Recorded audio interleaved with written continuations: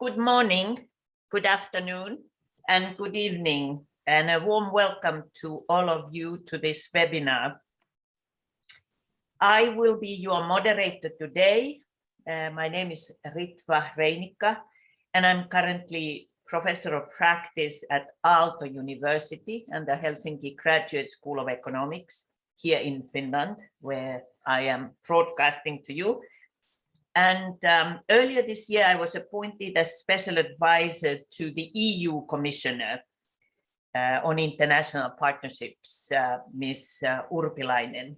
And before that, I worked at the World Bank. So you have some idea who your moderator is. Hello. And this event will formally launch the coach program. And that is the World Bank's new global initiative to improve in-service teacher professional development. So coach is our program and focus today. And teachers, of course, are one of the most important school level drivers of student learning, but they do not often receive adequate professional support.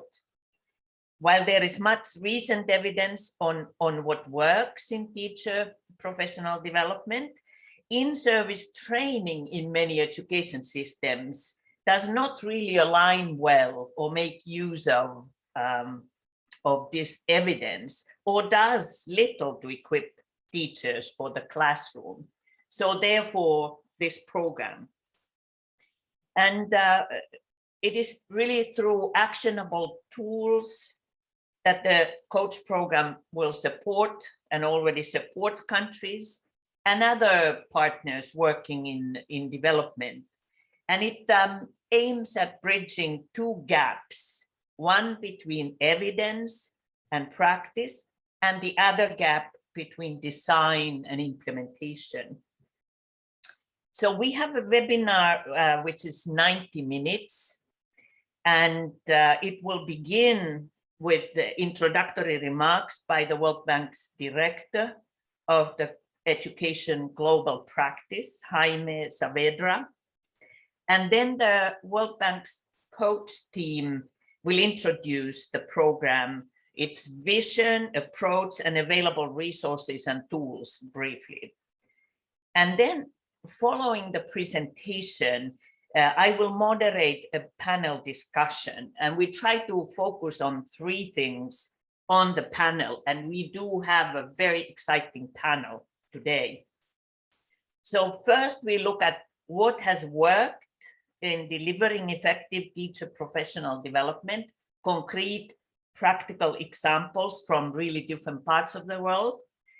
And then in a second session, we go quite speedily through these questions and with the members of the panel. So we look at main obstacles to designing and implementing effective teacher professional development programs. And then at the end, look at how can some of these obstacles be overcome.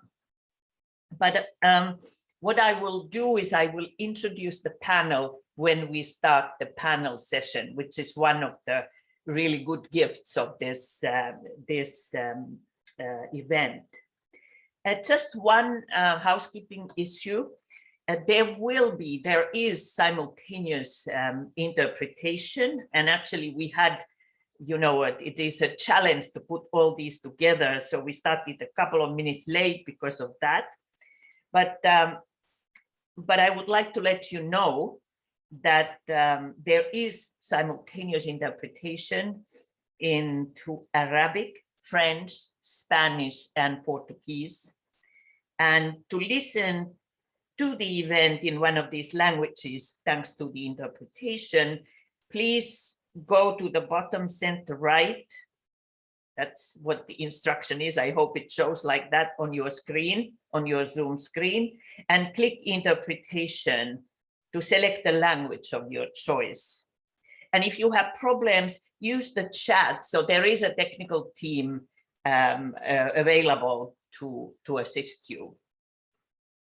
So now I would like to call upon Jaime Savadra, Global Director for Education at the World Bank, and to give his opening remarks. So Jaime, over to you.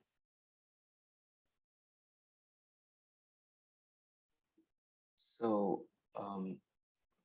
can you hear me well? Yes, you should be able. Thank you very much, Ritva, for your introduction. And thank you very much for moderating this event. I mean, and you have a lot of experience, and I hope that we'll be able to get some of that also in your role as moderator during this hour and a half. I mean, and I want to welcome my fellow speakers and panelists who are joining us for this event, and to everyone who's connected. Good morning, good afternoon. So as we have heard many times over the past year and a half, this COVID crisis, I think, has shone a bright light on the essential role of teachers. And one of the lessons of the crisis is that education is a human interaction intensive endeavor. We know that that teachers interact, that the way that teachers interact with their students in the classroom, I mean, what the student experience, right? The student experience that teachers provide through everything that they say and that they do makes all the difference in ensuring students' academic and social emotional learning. And for this reason is that teachers are and always have been at the heart, right, of education. So in that regard, then shaping the teacher's career and shaping it as a socially valued career that attracts the best professionals, a career that is demanding, that is challenging, that is meritocratic, is an essential feature of successful education systems. And given this critical role, teachers have to be meaningfully supported. And investing in high quality, practical teachers' professional development is an investment with the highest return for any country. This crisis is creating a unique opportunity to rethink education, and rethinking the support to teachers is part, right, of this equation. There will be no learning recovery in the coming months without, I mean, a lot of support to teachers. And remember, all of us here today can remember at least one teacher that when we were in school, maybe in some cases decades of years ago, have said something, did something that changed our lives, right? That influenced who we are. And we can remember that teacher by name, even today. And most of the people who are in this call have been very lucky and have had that teacher. But not all students around the world have that experience. And we need to help all teachers to become great educators that inspire every student to reach their full potential. And this requires ensuring then that teachers are supported appropriately so they can really teach effectively and can improve their teaching practice. So an essential part of this is improving teachers' professional development programs and systems.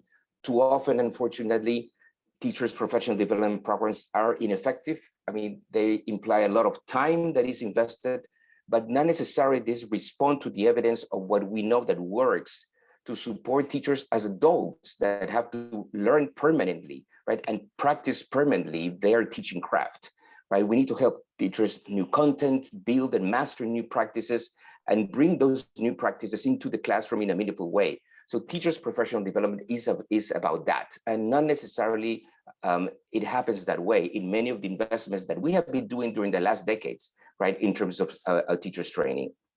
So teachers' professional development cannot remain in the realm of theory and research. It has to be the lived experience for every teacher on the front lines.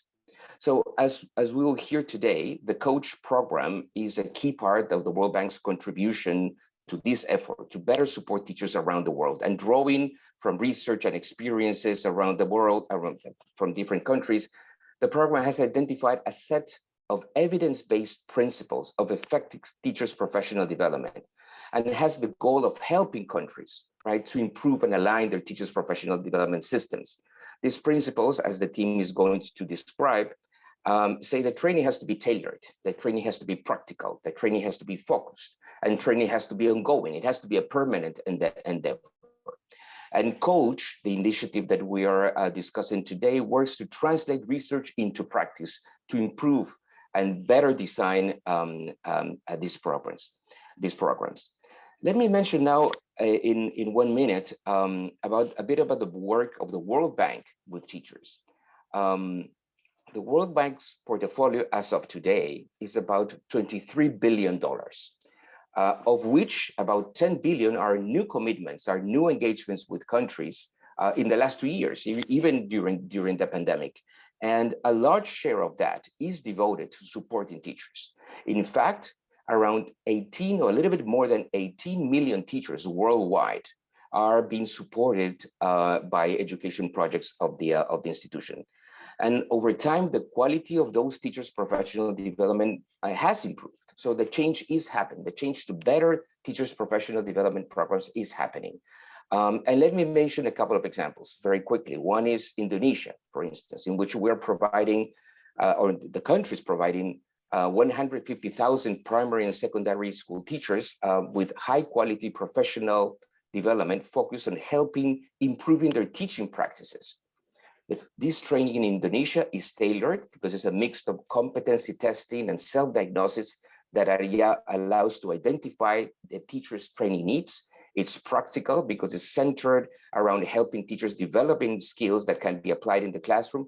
It's focused on math, science, and language to improve the classroom practices on those specific areas, and it's ongoing.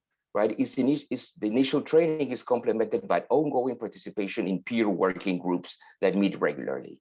And a second example, briefly, is Morocco, right, in which working with the government, there's supports to strengthening the quality of teaching from early child education to secondary education.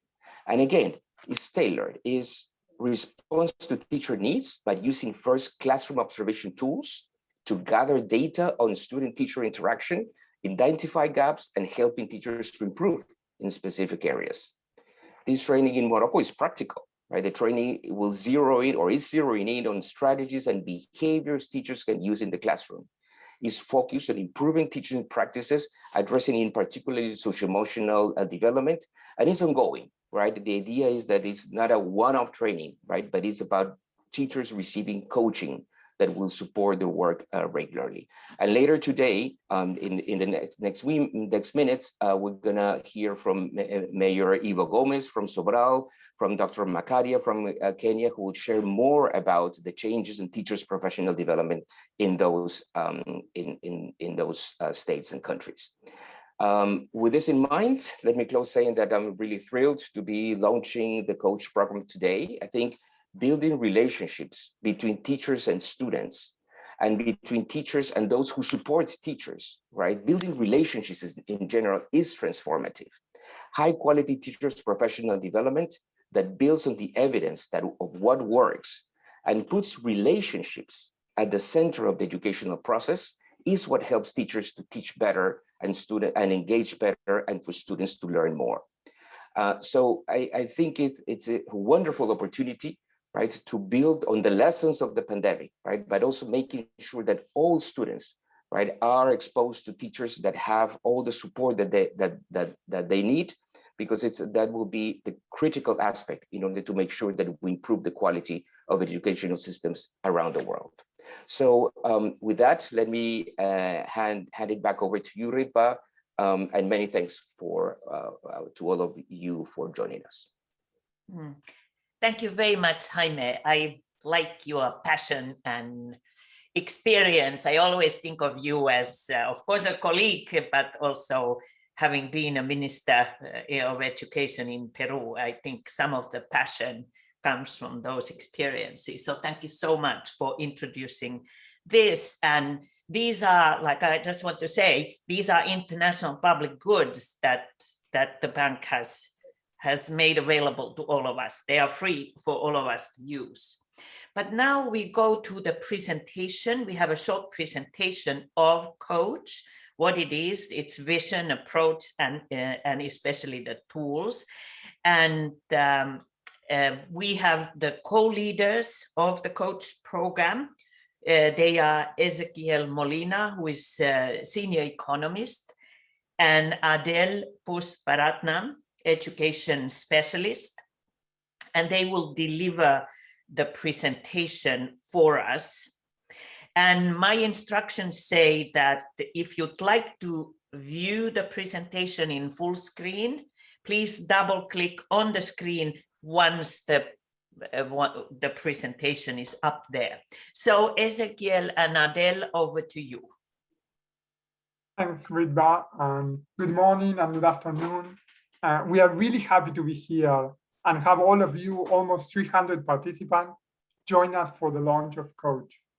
We are looking forward to have the opportunity to tell you all about the work we have been doing and will continue to do to help countries improve the support they provide to teachers. Let me start by asking you to imagine a football team. And let me be clear here. I'm talking about real football, the one that Messi and Neymar plays, not American football. I mean, if you ask me, it should probably be called American handball or something like that. And they have the ball in their hands most of the time, no?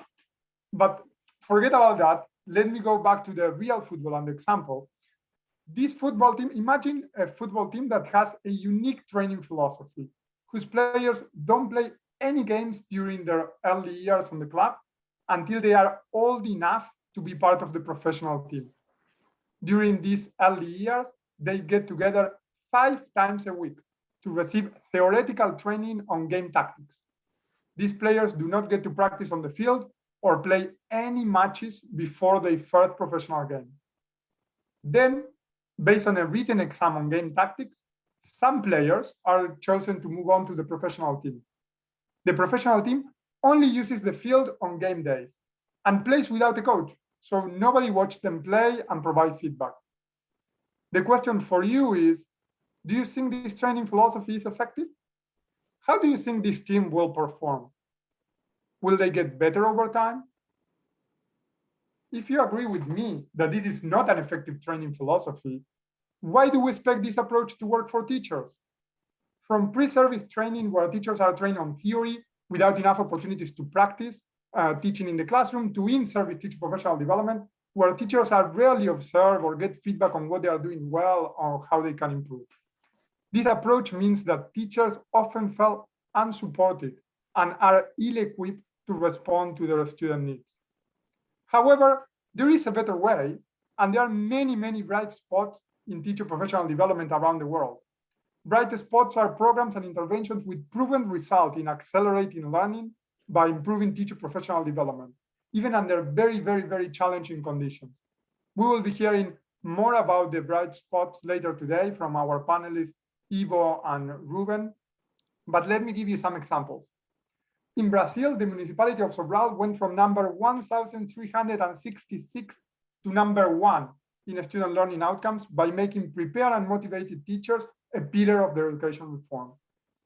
In Kenya, the Tusome program achieved dramatic changes in teaching practice and student outcomes by supporting teachers with a structured lesson plan, student books, and ongoing coaching. Alongside these examples of teacher professional development programs, there are also many resilient and innovative teachers, coaches, and school leaders challenging the odds to help support student learning and well-being. Just to name one example, Walter Velasquez, a teacher from Peru, created Keep It a Robot that you can see in the picture to ensure that his students in rural areas without access to internet did not miss out on learning during school closures. So how can we learn from this experience to make sure that all teachers receive high-quality teacher professional development? First, we need to bridge the gap between what works, learning from the bright spots, and what we see in practice. Second, even when teacher professional development programs are designed in alignment with the evidence from what works, more effort is needed to assure that those programs are implemented as intended. For example, the program could be designed so that all the teachers receive continuous support, but during implementation, only teachers in easily accessible schools receive ongoing support due to implementation challenges. So how can we tackle these disconnects to improve teacher professional development and accelerate student learning? The Coach program was developed to do just that, bridging the gap between research and practice and design and implementation to make high quality, effective in-service teacher professional development possible for all teachers. So drawing from cognitive psychology, behavioral science, and last but not least, empirical evidence on what works in countries around the world, Coach builds on 4 principles of effective teacher professional development. First, tailor. Coach proposed to move towards a model where professional development opportunities are aligned to teachers' needs, using data to identify, prioritize, and develop learning opportunities for each teacher. Second, practical.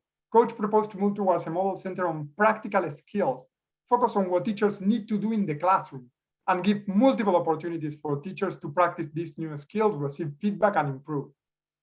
Third, focus. Coach builds towards a model focused on mastery of a target set of 2 or 3 teaching skills at a time, instead of a general training on a wide range of the skills and competencies. Fourth and last, ongoing.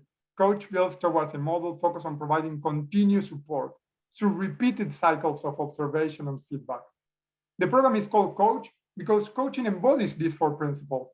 Even in contexts where coaching is not yet possible, we will meet countries where they are at and help them think through how the in-service teacher professional development can best encapsulate these 4 principles. So, at this point, you may have this question. You may ask yourself, how does the Coach program put these principles into action and help countries actually bridge the gap between research and practice and design and implementation?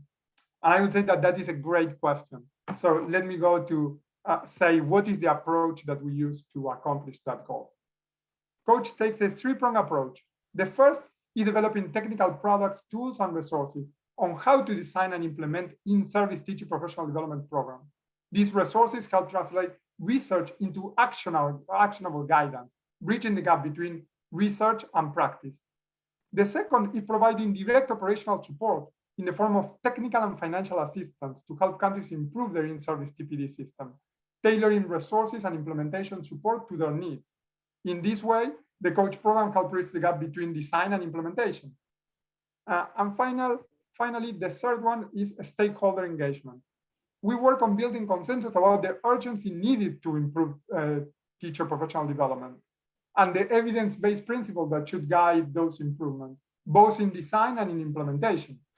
This engagement process has also allowed us to get feedback on the work that we do and improve our technical product as well as our operational support. In order to look more closely at each of these components of the 3-pronged approach, let me give it to my colleague Adele, who will continue this presentation. Adele. Great. Thank you very much, Eze. So let me start off by walking you through a few of the Coach resources that we're making available today.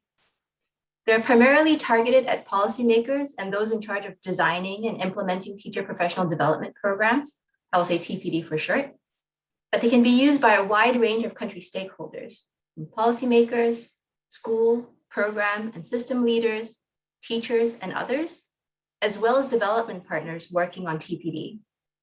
So we hope that everyone present here today will find something of interest to them. Let me give you a sense for how we hope these resources will be used.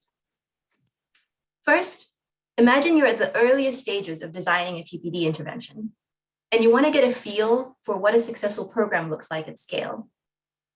Or maybe you're looking to improve an existing program and want to have an idea of approaches that have worked in contexts similar to yours. For this, the Coach team has developed repositories of in-service TPD programs that have been successful at improving teaching practices and learning outcomes. The repositories give information on the program context, the target audience, and how each program works. Further, these repositories are supplemented by spotlight sheets, which provide much more detail on some outstanding TPD programs to help users really understand the nuts and bolts and learn from these successful programs.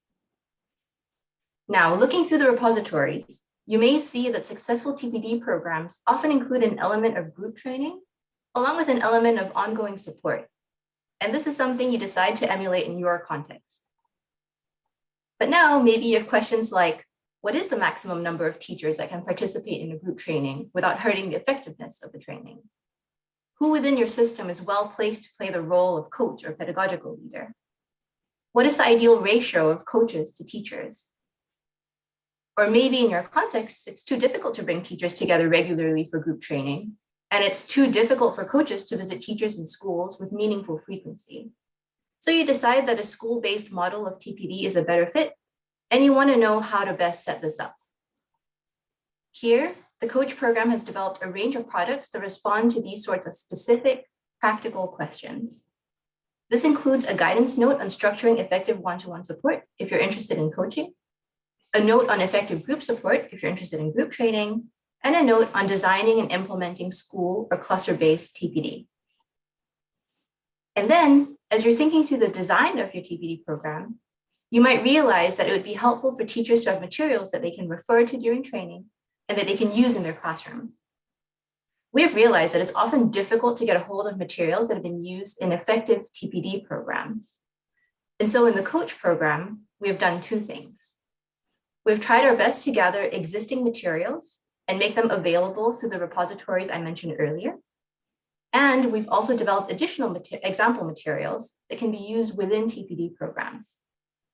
The idea is that stakeholders can use these sample materials as input when designing their own materials, rather than having to start from scratch. One example is the foundational teaching skills materials. These materials highlight key pedagogical skills, such as establishing routines, checking for understanding, providing feedback, and challenging bias, that are central to effective teaching practice. The Foundational Teaching Skills Guide outlines a set of 11 foundational teaching skills. For each skill, the guide provides a clear description of what it entails, step-by-step guidance on how to implement it effectively in the classroom, and a detailed example. The guide is further complemented by 2 packages of training materials. And these materials are intended to be used in pre- or in-service training and coaching to help teachers develop these essential foundational skills and build positive teacher habits. So that ends my quick tour of the coach technical tools and resources. You'll find a full list on our website, some of which are open for public consultation. And we'd love to hear from you in terms of whether you find the resources helpful and how we might be able to improve them to better meet your needs. Shifting gears now, I'd like to tell you a little bit about how the coach program is supporting in-country implementation of effective evidence-based TPD within bank operations. The World Bank works with governments around the world to strengthen education systems, providing technical and financial support. Teachers are central to the World Bank's work on education, as Jaime has already mentioned, with 18 million teachers in 111 countries supported across the World Bank's education agenda. I will now provide 2 concrete examples of how the coach program has supported the design and implementation of effective TPD within ongoing bank projects around the world. First, the coach team has been supporting the work in Pakistan related to various aspects of teacher policy and programming, including how to harness technology to better support teachers. For example, we've supported the government of Punjab in developing a system to ensure that teachers receive ongoing feedback on their teaching practices within the classroom. Coaches now observe teachers once a month using a classroom observation tool based off of Teach, the World Bank's classroom observation tool, which has been digitized and is accessible in app form for all coaches. Coaches use the results from the observation to provide specific and focused feedback to teachers. This cycle of observation and feedback has yielded a 20% rise in average scores across a period of 2 years. And we were especially excited to see preliminary data indicating that teachers show particular improvements in areas such as critical thinking, for example, by asking more open-ended questions in the classroom. Our second example is from Mozambique.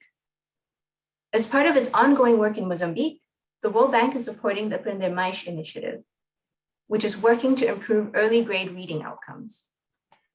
The Aprender Mais initiative emphasizes the alignment between curriculum, pedagogy, and assessment, and includes a core focus on TPD as part of its strategy for improving early grade reading.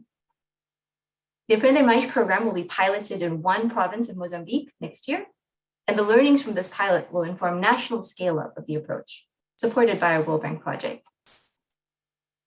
As part of the TPD component, the coach program has been providing technical assistance to Mozambique's teacher training unit. This includes technical inputs to strengthen their existing TPD structures, such as by working with the government to design the group training that teachers will receive at the start of the school year, to develop a coaching protocol, and to identify opportunities for peer-to-peer support at the school and cluster levels as well. Beyond designing the structures of the program, the coach team is also providing technical inputs into the development of training materials, such as the development of teacher and coach guides to be used on a day-to-day basis.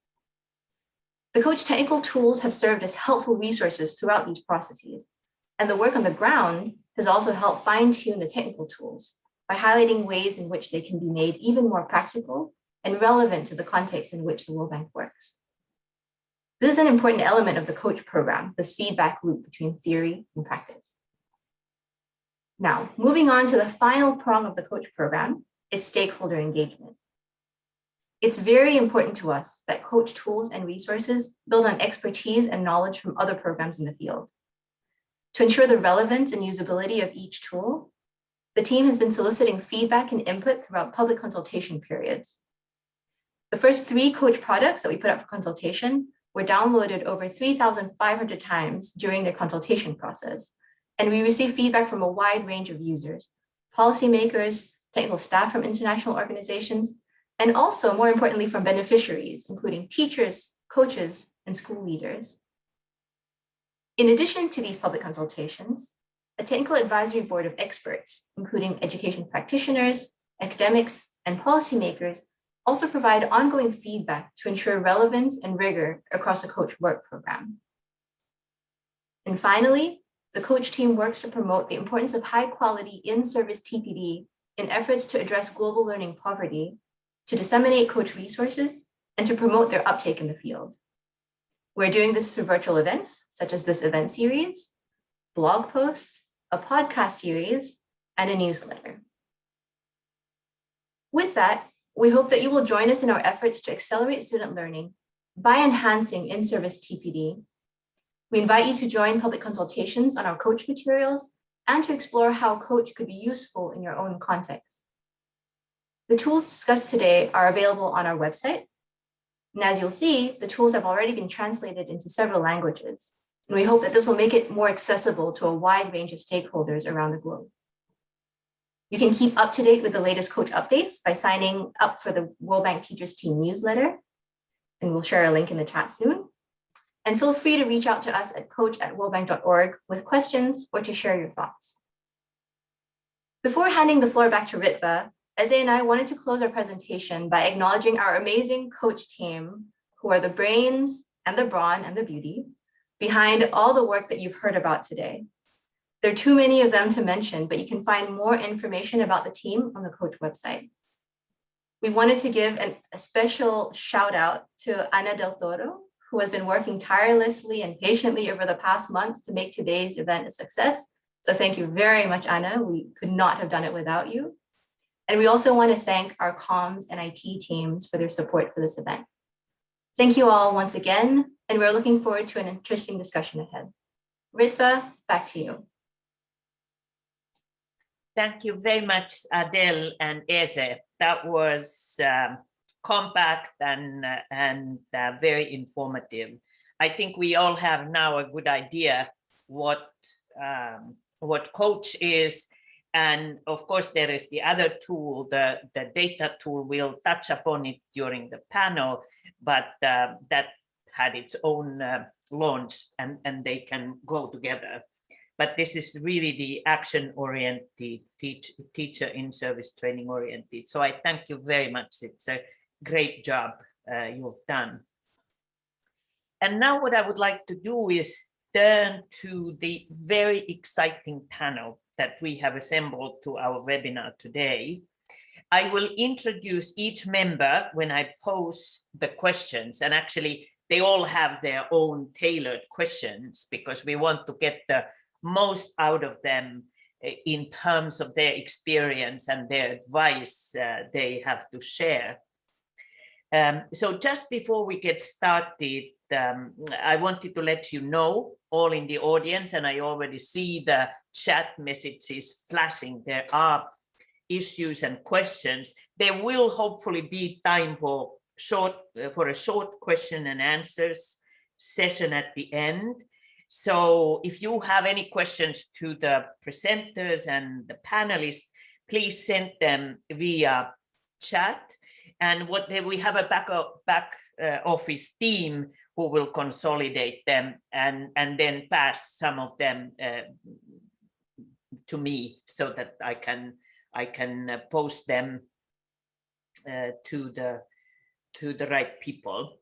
So as I mentioned earlier, we are focusing on like 3 sets of issues. So what has worked, what obstacles, and how to overcome obstacles. So the questions to the panelists are really structured that way.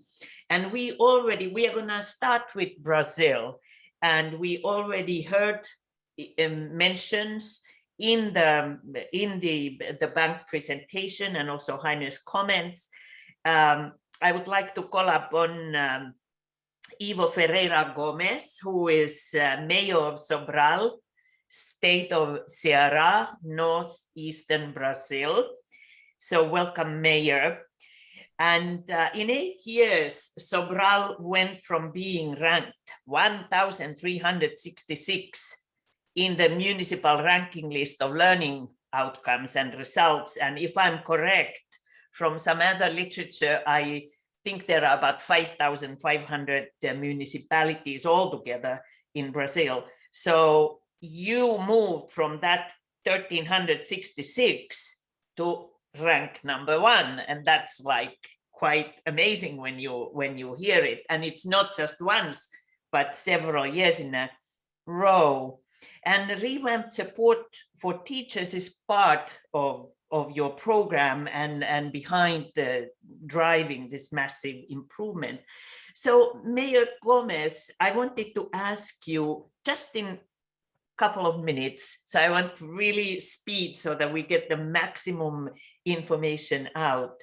What are the main changes Sobral made? What were the main changes Sobral made to improve teacher support, our topic today?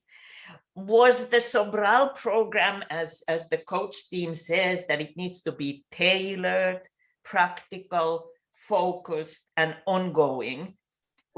Was your program like that, or was it something different? And was there something additional?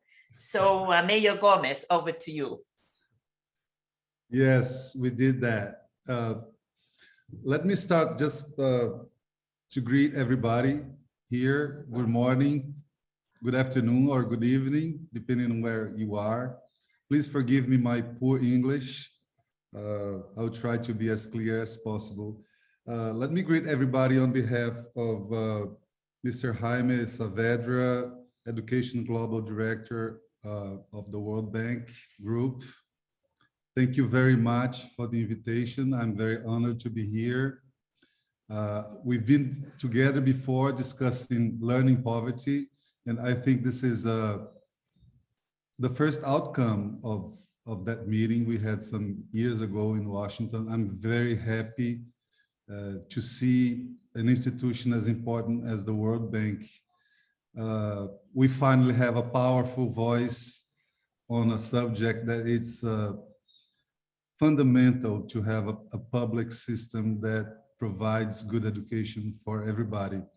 And let me start by saying that it's very important to believe, first of all, that poor children or children, regardless of their color, of their age, of their social status or economic status, they are capable of learning.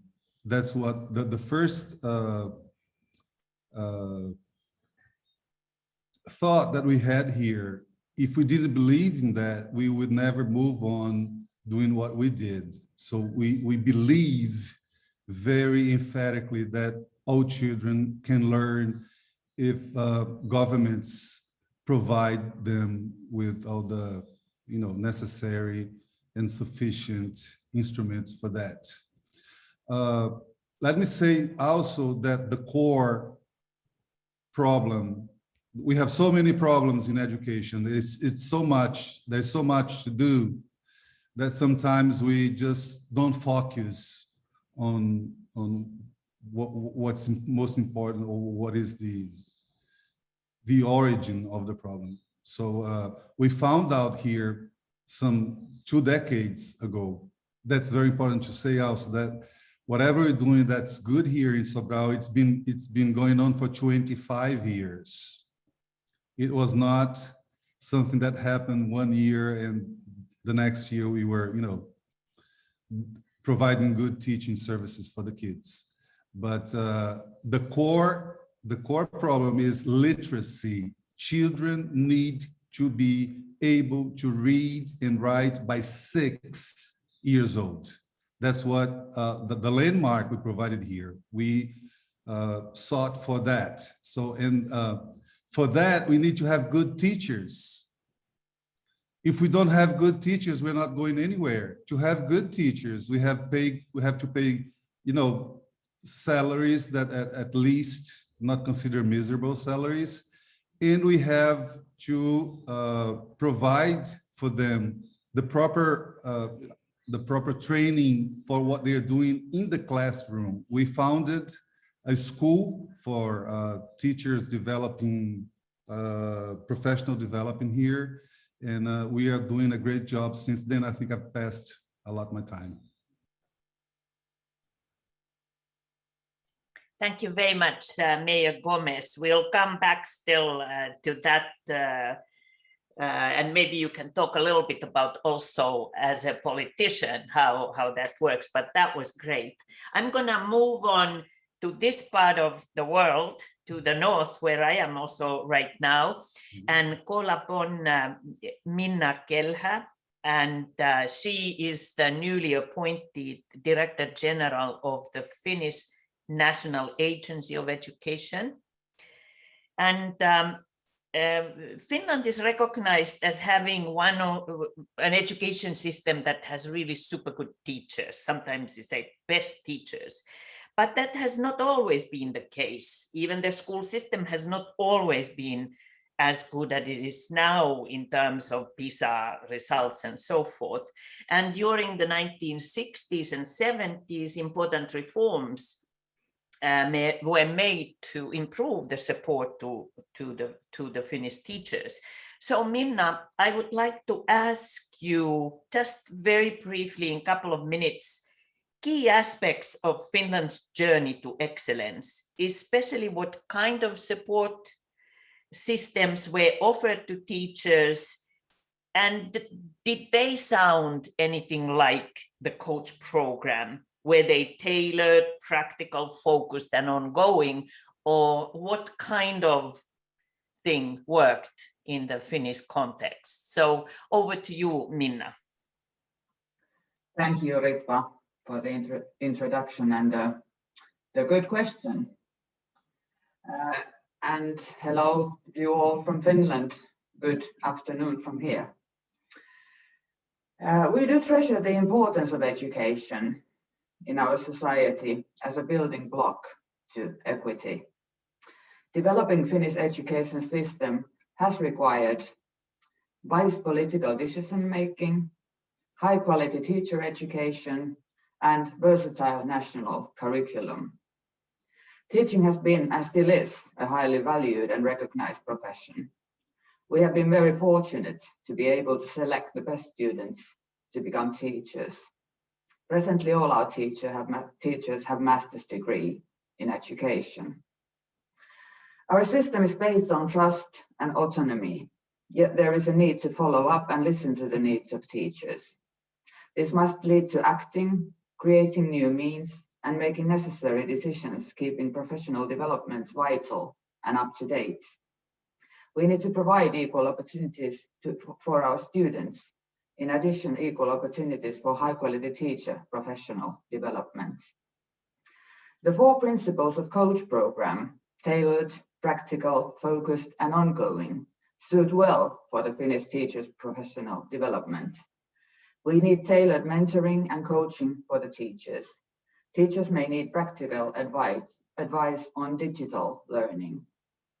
Our tutor teachers are placed in schools where they support peer learning in the digital environment. Teacher professional development may be focused, for example, on building social, emotional, or literacy and numeracy skills for pupils. Teacher professional development must be ongoing as the learning environment changes continuously. There has also been an initiative going on since 2016, launched by the Ministry of Education and Culture to strengthen the ties between initial teacher training, teachers' induction period, and continuous professional development. The initiative is called Teacher Education Forum, and one of its aims is to develop new models for strengthening the skills and competencies for teachers. Thank you. Thank you very much, Minna.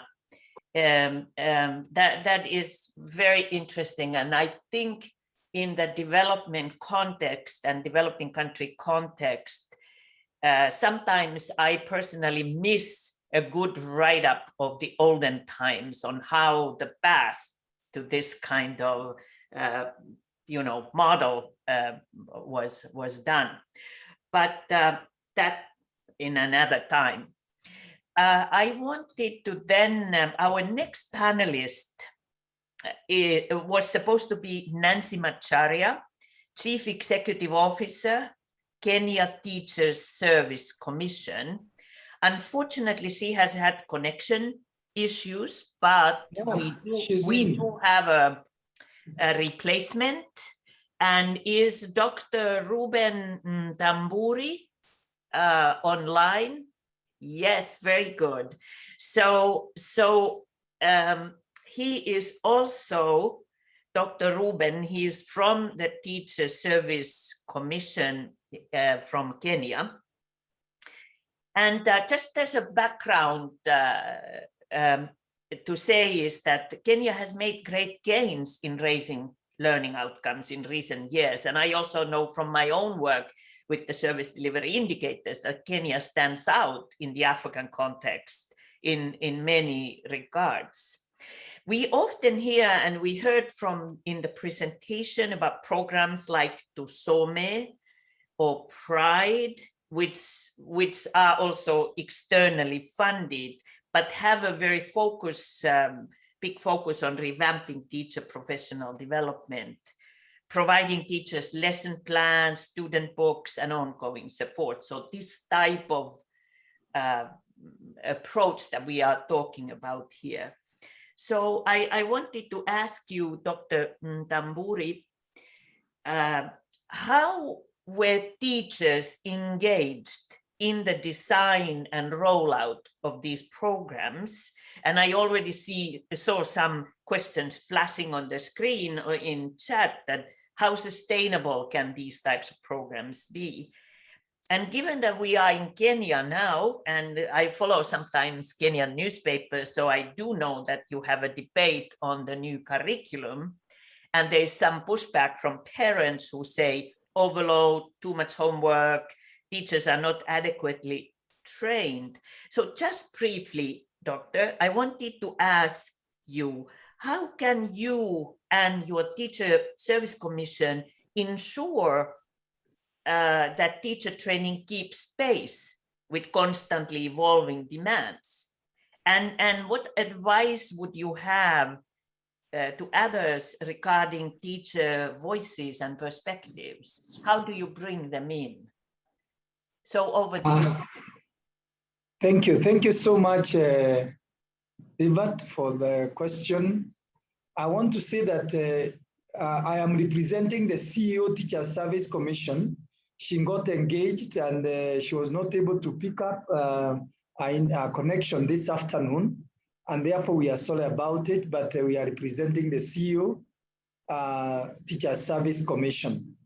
I want to say that teachers were effectively engaged in designing and rolling out of the Tusome program by making sure at the conceptualization stage and the design of the program, they were involved.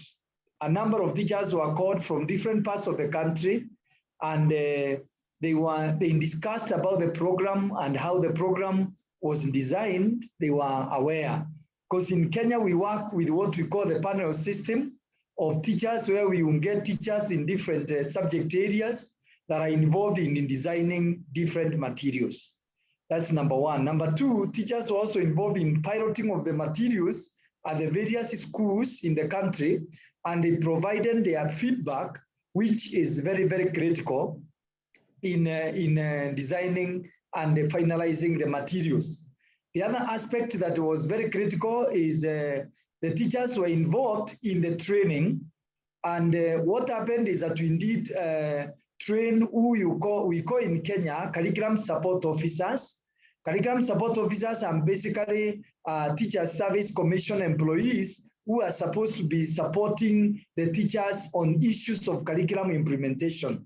So they were trained on the Tusome modalities and the Tusome way of delivery, and therefore they were able to train the teachers at the zonal level. The lowest part of our administrative unit of the school is at the zonal level, and the curriculum support officers generally are the ones that train the teachers. And so this was very, very critical for our part of the training. And then the teachers were able to implement the program through professional support from the curriculum support officers. They also did lesson observations, which were very critical to give feedback on what is happening. And then the program was also monitored at the national level to check how the teachers have been able to progress in the program. So basically that is how the program involved the teachers. And I want to say on the second part, yes, Kenya is implementing currently the competency-based curriculum. The competency-based curriculum has a number of pillars that are very critical. One of the pillars in competence-based curriculum is parental engagement and empowerment. It is true that you have heard, as you have said in the media, about the parents and their involvement. But one of the things I want to make very clear is that every parent has a law to pray to make sure their children learn and succeed. Let's not run away from that one. And therefore, the competence-based curriculum as one of the critical pillars that is called parental engagement and empowerment. Now, parental engagement and empowerment means that the parents are involved in the learning of their children through the activities that the teacher provides so that the parents can do together with the children. In the issue of curriculum implementation, the teacher dealing with the competence-based curriculum provides practical, demonstrable activities that the children learn home with, and when they reach home, they can be able to work together with their parents to know exactly what is happening. For example, in science, if they are taught about cleaning of utensils at school, they need to go back home and get dirty utensils that they can be able to clean, and their parents can be able to say, my daughter or my son has been able to clean and clean properly. And therefore records down and says, yes, I observed my son cleaning or my daughter cleaning, and I realized they have cleaned well based on the knowledge they were given at school. So this is one of the aspects that is coming out.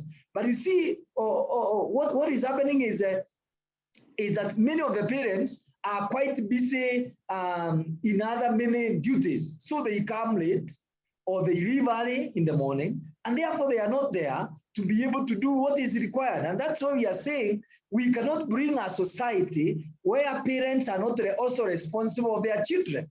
And as Kenyans, we are saying it is important that the parents are involved in their children learning, in trying to build the culture of bringing values. That is basically what we are saying. And therefore, we are telling everybody, you must be responsible in bringing your child so that they can also be responsible citizens for the future of this world and even this country. That is what is very, very critical. And I want to say teachers' voices are very critical. And in Kenya, the voices of the teacher are very important. we listen to the voice of the teacher. The teacher's voice is keenly listened when there is issues in the implementation of the curriculum, because they are the ones who are actually handling the class level, and they are the ones that are staying with the learners for many hours in a day. So their voices are very critical in assignments delivery, in the teaching aspects, and even in the policy making. Teachers are very critical in this country. And Teacher Service Commission last year held a conference. In 2019, we held a teachers conference where the teachers' voice of what they do in class was nationally shared by the teachers who gave different presentations on what they do in class and how they think they can influence policy in the teaching and learning process. And so their voices are heard, because we also involve their teacher unions, we involve their teacher associations who are able to really bring out the things that are actually happening at the classroom level. But our curriculum support officers are very critical in bringing out this. Thank you. Thank you so much. I think we actually got an extra bonus, which is the voice of the parents and the voice of the teachers. And thank you for your passion. It's marvelous to see Kenyan civil servants to be totally passionate, but you gave a really good picture to about that voice. So I want to go now to Carlos Vargas Tames, who is head of section for teacher development in UNESCO and International Teacher Task Force Secretariat head as well. And I just wanted to, hi there, Carlos, wanted to ask you, so especially the task force advocates for teachers, and particularly during the pandemic, which has drawn attention to the critical need for support for teachers. You've been active, and an important element is surely, as we heard from Dr. Ruben from the Kenya Teacher Service Commission, teachers' voices are really important. Wanted to ask you, what strategies or principles have worked best in your experience during the pandemic regarding teachers? And how do you see, what overlap? Do you see like similarities to what is proposed in Coach, or perhaps was the pandemic somehow different? So over to you, please. Thank you. Thank you very much for the question, Rita. And please allow me to say hello, good morning, good afternoon, good evening to all of the participants, and thank you to our colleagues from the World Bank for the invitation. So I would not reiterate, but probably make a little reference to what Major Gomez, Dr. Kelha, and Dr. Tamburi have already mentioned. Dr. Gomez mentioned the issue of time as a process. Seeing continuous professional development as a process has been something important, and to draw on long standing processes of continuous professional development during the pandemic. Dr. Kelha mentioned the issue of trust and autonomy, and Dr. Tamburi, the issue of participation. So with this, I would say the two elements that we saw emerging from the pandemic, one had to do with better opportunities for teacher professional development that were grounded on the needs of teachers that became more prominent during the pandemic. So those programs that address the needs, for example, on social-emotional learning, ICTs, digital competences, digital education, and hybrid learning were, of course, very successful as they heard from and as they had a good understanding of the context in which teachers work and of their training needs.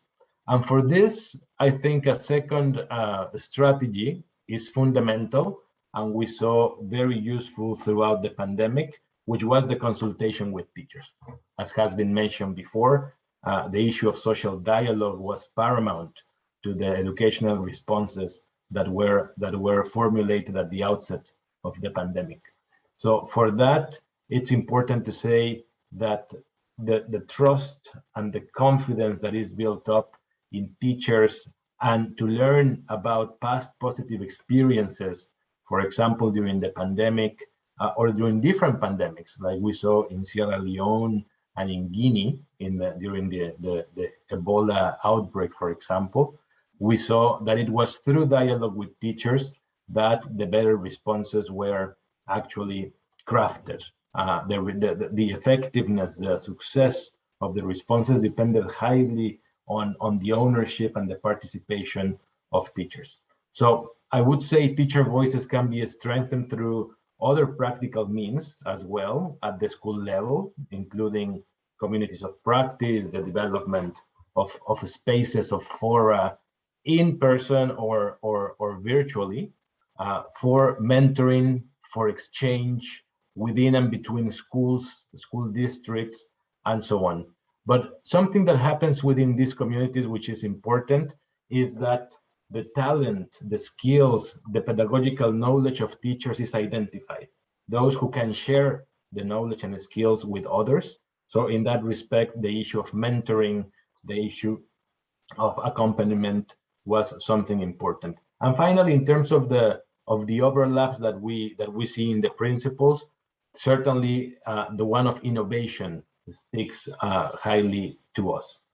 We've seen throughout the pandemic how teachers innovated in terms of formats, content, and relationship.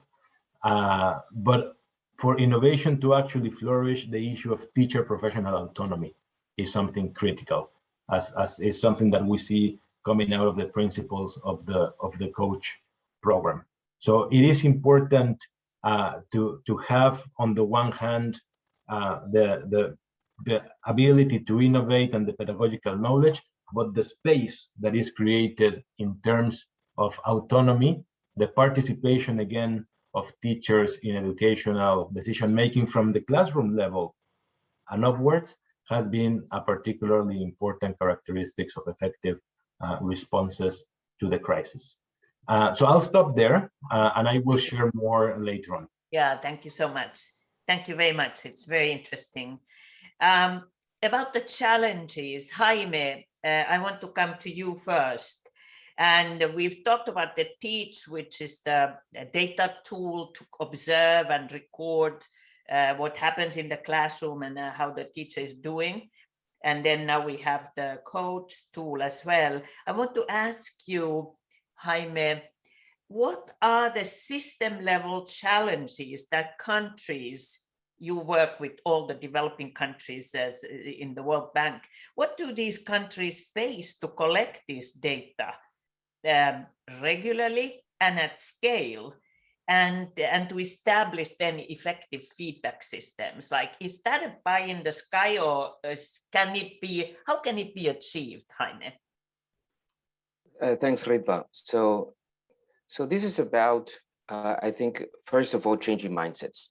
Because when we're talking about this data, it's data about what happens in the classroom, right? So the key point is that the whole system has to be used to a process in which the teacher gets feedback. We know what's happening in the classroom. We know about how's the performance of the teacher.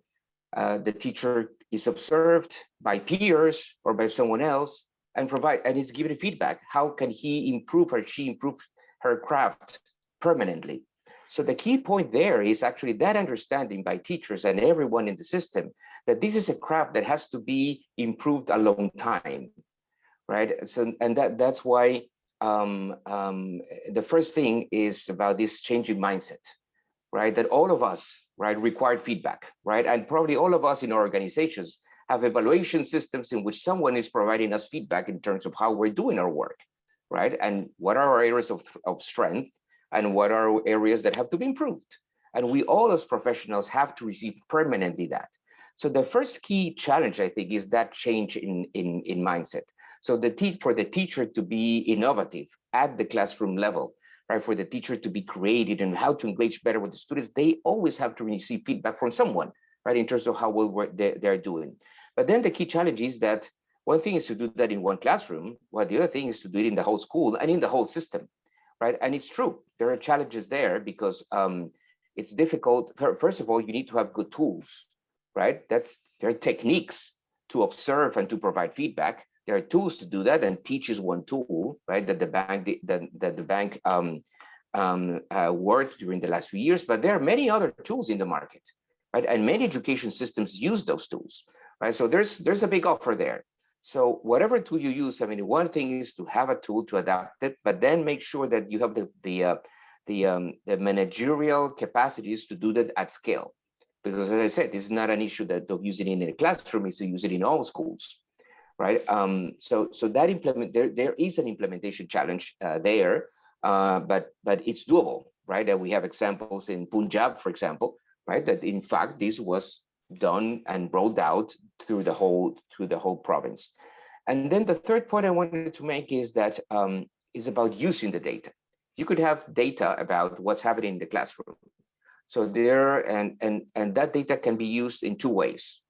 One is at the more macro level, right? Because I mean, if the local authorities or the Ministry of Education, they need to know, well, our teachers need more support on this area or in that area, right? The teachers might need more support in pedagogical issues, or might need more support in content issues, or might receive more support in issues regarding classroom management. There are many areas in which the teachers can have weaknesses or strengths.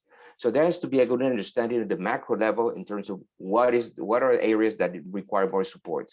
But then at the same time, that same data has to be used at the school and classroom level, right? So the principal has to know for each one of their teachers, okay, so teacher X, she needs more support on this and she excels on that, right? And this other teacher, right, is great in these areas, and I mean, probably has to develop all these other areas. So that information about those classroom practices has to be used in particular by the principal of a school in terms of how to improve his human resources at the school level.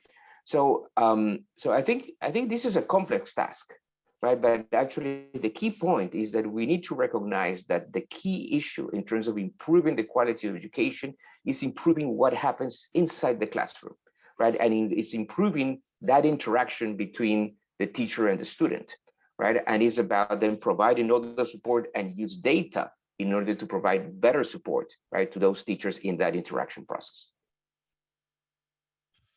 Thank you very much, Jaime. I can see that you are convinced, otherwise you wouldn't even have had this program. So you are convinced, and it's a good, yeah, I liked it. Very good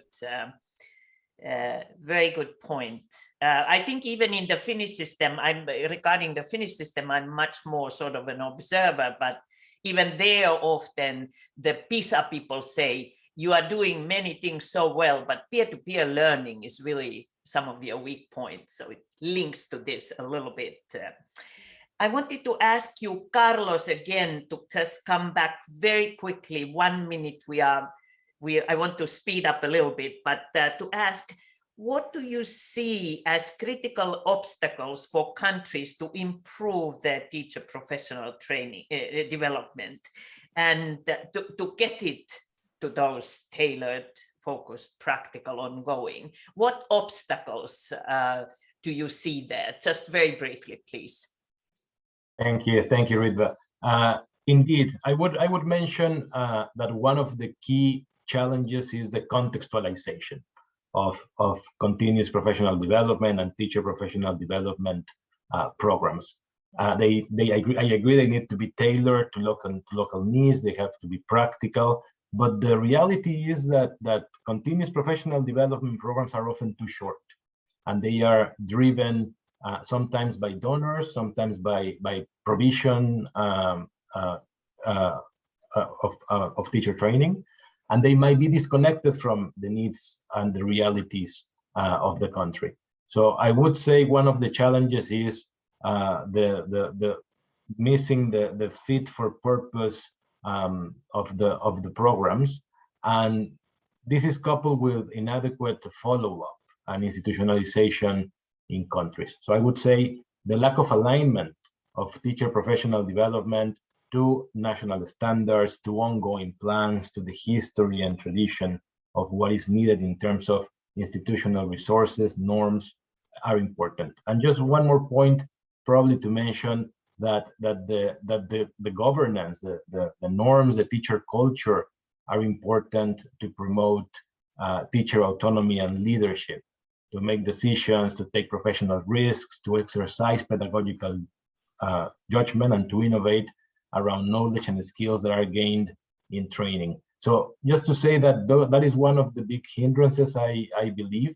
And with this, of course, the resources that are needed, for example, for communities of practice to be established, for the time of teachers to actually systematize, reflect upon their practice, and be able to produce and disseminate knowledge that is valuable for others. So these, I would say, are some of the key limitations for teacher professional development that could be remedied by a contextualization of it. Thanks very much. Context and time frame. Minna Kelhä, Director General in the Finnish agency, I wanted to ask you to tell us a little bit more. You already discussed that quite a bit earlier, but still about hearing all this, just in a nutshell, how is the Finnish approach to teacher professional development alongside the important factors like recruiting? It's not easy to get to that profession in this country, selecting the right ones, supporting, motivating, etc. You talked about autonomy. What additional things could you mention about the teacher professional development in the Finnish context? Yes, thank you for that question. I would like to mention mentoring, professional learning communities in every school, personal professional development plans for new and more experienced teachers, peer learning. It's going on, even though you said that it's not that good in Finland.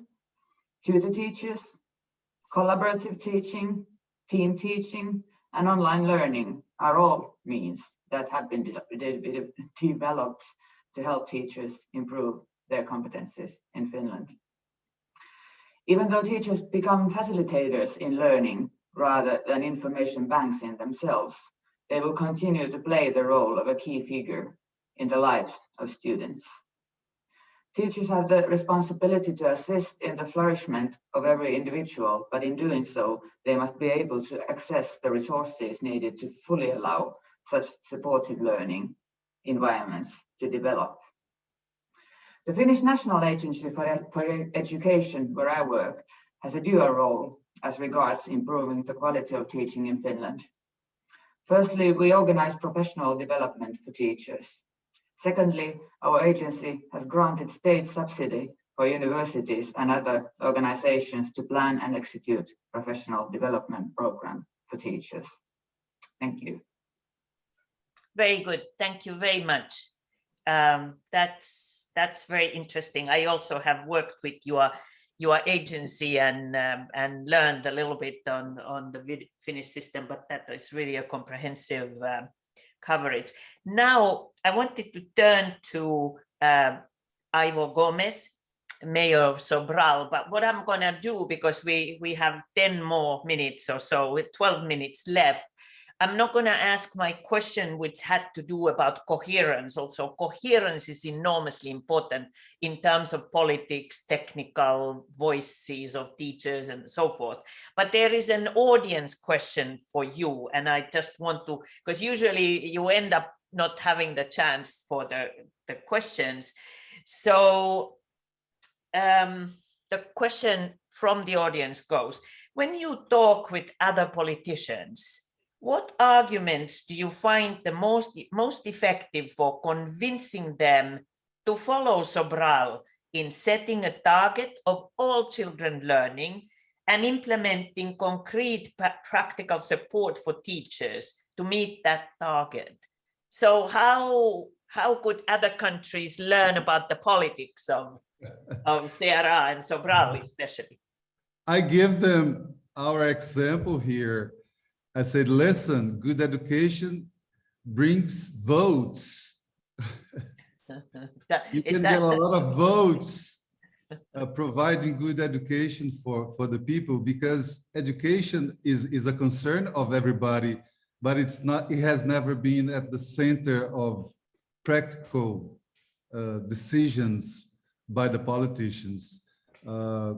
politicians here usually are, or used to be, it's not like that anymore. Every politician wants to be able to provide good education for their people.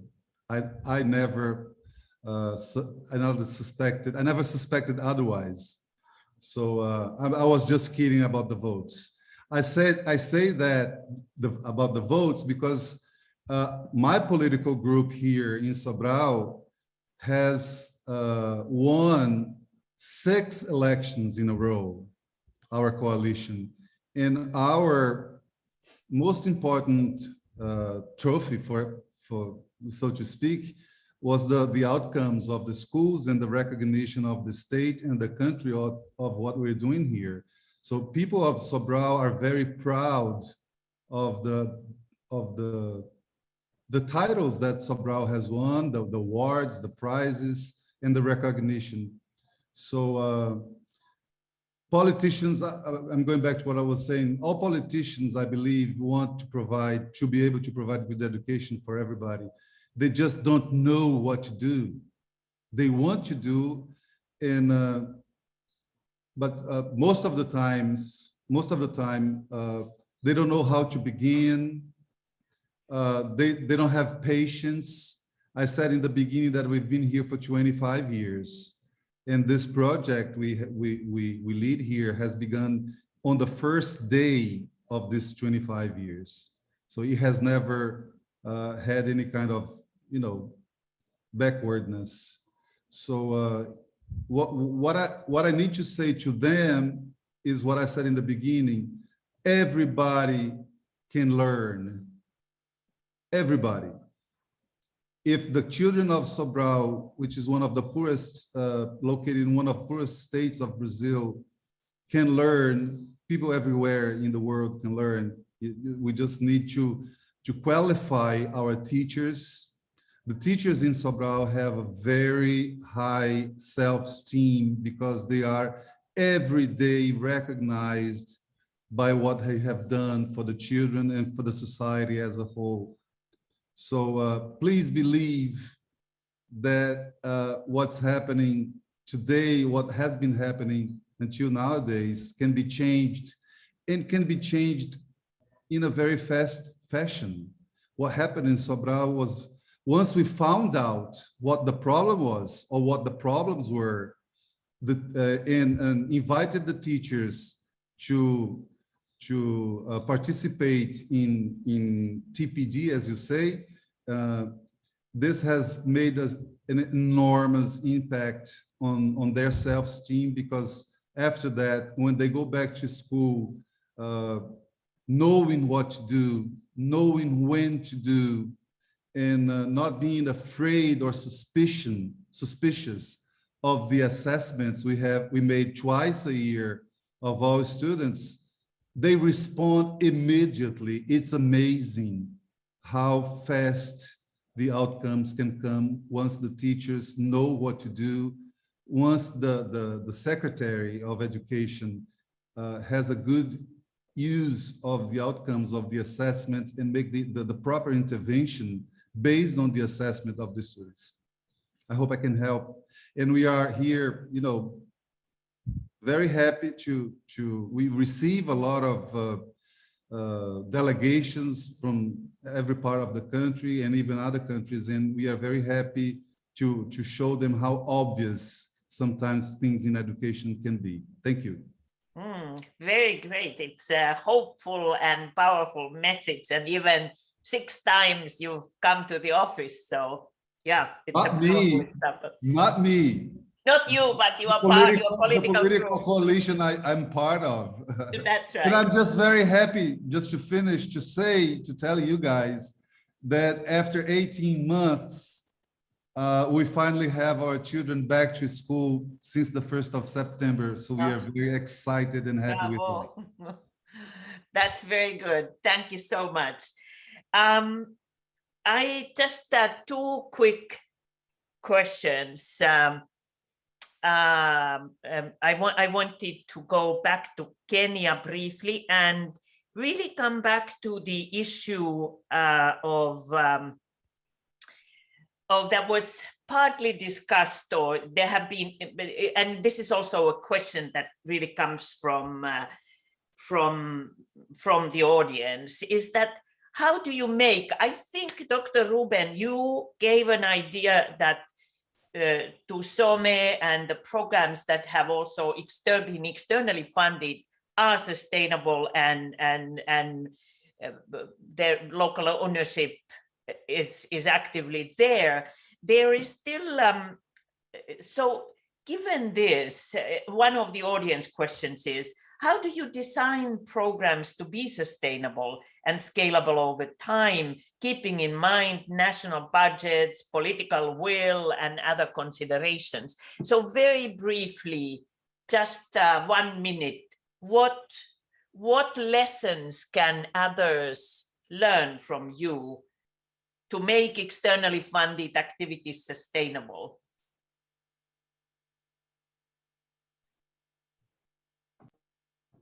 Thank you. Thank you. I want to say that for the programs to be sustainable in Kenya, there are a number of things that needs to be done. One, we make sure that there is a structured knowledge management framework sought and set by the country, so that there is a lot of discussion at conceptualization and at the design stage, which must meet the client's need, not the external partner. It is the client need, it is the country need that must be met first before the other aspects are looked at. Then the second aspect is the question of that country having ownership and participation in the program. If they don't have ownership and participation of the program, either politically, at the government level, at the treasury level, then it becomes very difficult for that program to be implemented. So there must be ownership. And then the third thing is that there must be capacity building of the implementers on each component of the program. Do not expect that people just wake up and begin to implement a program where they are not capacity built and they do not understand the indicators and the kind of things that are required to be done on the program. Then the fourth one is that for a program really to be sustainable, there must be leveraging on existing systems that are there in our country and the resources, and not imposing systems from external partners. They must be able to use the existing systems, which they can be able to build capacity of the people who are there, for the people to understand and to own the program so that they can be able to do it. And the other one is making sure there is monitoring of the progress of the program at each stage. That means the monitoring of the program should be built from day one, when we are saying we are beginning a program. And finally, there should be the thinking of identifying and having mitigation measures of the risks that might come in the program. And then refocusing on the projections of the future of how the program must be thought about. So we will be asking ourselves every day, if the donor moves out, if the donor funding stops, what happens to the program? So that must be built in the program from day number one. And once they are aligned to the country's resources and needs, and the government of that country is able to pick it up and inbuild. For example, now the programs of Pride, the Pride project in Kenya has now been inbuilt in the CBC. So the good practices that we found in CBC, in the Pride project, on the school-based teacher support systems, on the teacher professional development programs that were being undertaken, they have now been inbuilt in the teaching and learning process of the competency-based curriculum being rolled out. So that means the best practices are now going to be sustainable within the system, not outside the system. So they are not parallel programs that could be run. There needs to be a way of sustaining all the programs and being built in the country education system, so that those programs are owned in the education system that is existing. So now that we have implemented CBC, all the programs, the good programs that were there on literacy, on numeracy, the good programs that were there on the school-based teacher support, the good programs that the World Bank had funded, all of them have now been merged on their best practices on the competence-based curriculum. And therefore, those practices are being enhanced within an existing system that is government funded. And then they can be supported with the resources that are coming from the external partners. And ladies and gentlemen, that is the only way that you can be able to say we are going to be having programs that are in a country and they have been supported within the systems and the resources that are there in a country. And also, finally, recognizing the existing human resource and finding finding the gaps that are there within the human resource and building the capacity of that human resource with technical know-how from other places in the world, and automatically benchmarking what has worked and what has not worked, and pushing it forward to see that a reality of these programs really succeed. Thank you. Thank you. So we are really coming to the end, and I want to, there are a number of other questions and the team will look at them and hopefully they can even in some cases come back to you. However, I wanted to close this by just asking you panelists in 30 seconds. So just before that, as a caveat, I'm not going to summarize it. It's we have had a wealth of experience. We have had a great presentation of a new tool, which is an international public good available for everybody. And we've learned a lot.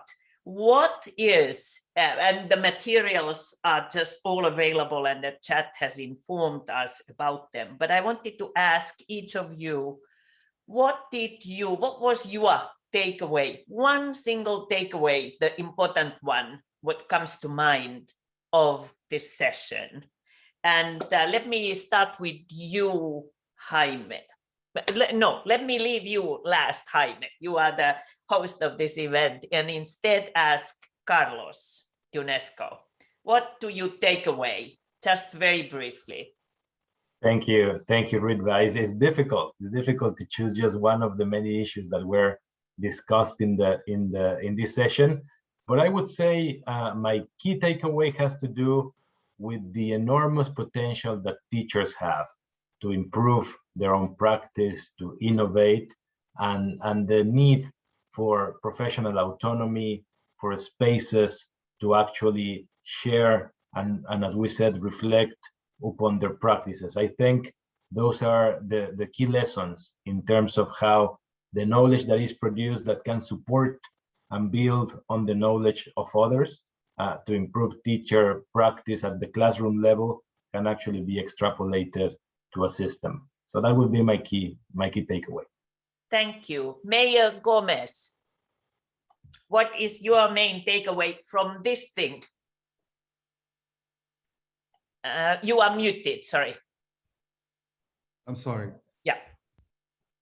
My key, what did you say? Key what? Key takeaway, like what did you learn anything? What inspired you? Anything. It doesn't have to be the well, I take away much happiness for knowing that finally somebody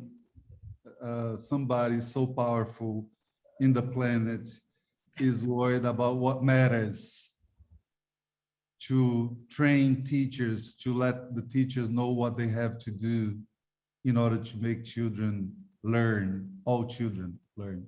Congratulations. I'm very happy that you are doing it. Thank you. That goes to you, Jaime and team. And Minna Kelha, what's your takeaway? I hope you are new in your position, so I hope you were exposed to some new things. Yes, I want to thank each and every one of the fellow panelists for these very insightful comments and statements. As I think all of us, I'm even a stronger believer that the teachers are the best and most valuable resource that we have. And that's it. Thank you very much. Thank you so much. And then Dr. Ruben. Thank you so much for this forum. I want to say teacher professional development is a very critical program that will begin to shape the future of our teachers in order for them to be able to deliver and bring the learners' outcomes as expected for this world. So let's invest in the teacher professional development, both at external level and at internal level, and begin to see how our schools are going to be improved by our great honored teachers. Thank you. And then, if I'm correct, it's Jaime.